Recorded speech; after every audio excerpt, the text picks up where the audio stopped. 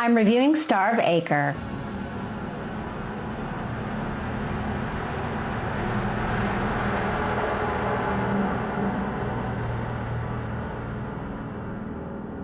Starve Acre is a new folk horror film from Brainstorm Media, and it is in theaters and video on demand right now. It is based on the book of the same name by Andrew Michael Hurley. It is directed by Daniel Kokotajlo.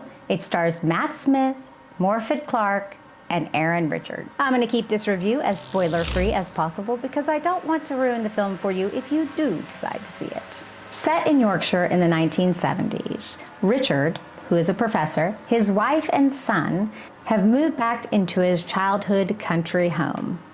After a few years, Owen, the son, starts acting out in various ways, and in some violent ways at that. He claims that the reason he is doing this stuff is because he hears a whistling entity or man named Jack Gray. He learned about this from a local neighbor named Gordon. Gordon has known Richard since he was a little boy. The story and its characters are the main focus of this film. I'm not going to give anything away on this story because there's a lot to unravel here. As I said, this film is a folk horror film and feels like a folk horror film. Is a bit of a slow burn. There's plenty of slow burns that I've watched that get very, very boring. And I'm sitting there watching the clock, and I did not do that at all with this film. I very much found myself riveted by what was happening with these characters. We have seen a revival of the 70s in horror films recently, and once again, here we have it again, and it works. I love the whole vibe and feel of the 70s with the clothing and the hair. I love the muted tones of the color grading and their wardrobe, and it works really well with the background of this. Like, everything kind of flows together. It feels very earthy. The cinematography is beautiful. It's clear that they spent a lot of time on the cinematography and getting the shots right. The acting, I mean, you have Matt Smith, who I just love. I've been in love with Matt Smith since obviously he was a doctor, and I love him in this. He plays such a different role. Morfydd is, of course, fantastic. If you're a horror fan, I'm sure you will recognize her from Saint Maud. If you haven't seen Saint Maud and you are a horror fan, you definitely need to check out Saint Maud because it is a wild, weird, wacky journey, and I loved it very much, especially the end. Things get crazy. She always has a lot of intensity in her acting, and this is no different. Also, Morfydd is in the Rings of Power. For you Lord of the Rings fans out there, both of them are kind of a big deal, especially in the nerd world. I think the characters were written very realistically. There is a lot of turmoil that this family goes through, and they go through some very difficult times. While going through all of this turmoil, Richard takes time to dig through some family stuff. Sorry, that works in more than one way. Richard has to deal with some childhood trauma that has probably been haunting him his entire life. And I believe, you know, he probably has some repressed memories that start to come forward as Owen starts acting out. And so he's dealing with that in addition to what's happening with Owen. You see a rabbit on the poster, and the rabbit plays a big, huge central part of this film. One of the reasons this film isn't quite as slow of a burn as some of the other films have been is because you feel like the film is going to go in one direction. I was certain this film was going to be like another horror film that I'm not going to mention because it would, you know, it would give you too much information.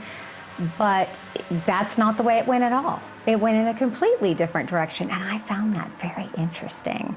I mean, you see so many movies that you can see where they're gonna go. No offense to the films, I mean, sometimes that's great. Even though you know where you're gonna go, it's still fun to see the journey. It did not end up the way that I expected it.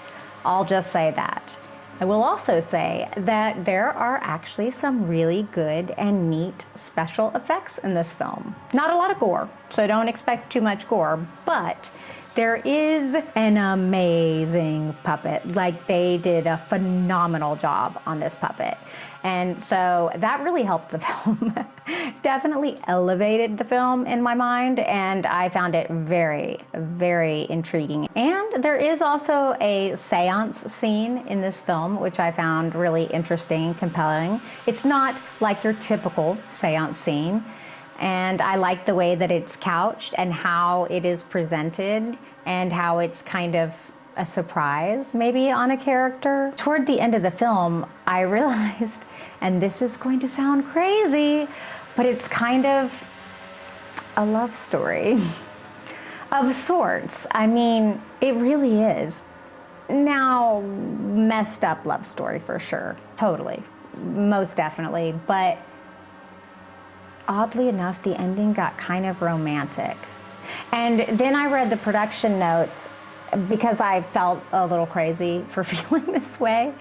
And from my reading, it feels like that is actually what the director intended. And so I'm thankful that I'm not like that off on my, relationship radar, because I was like, that's kind of sweet and romantic.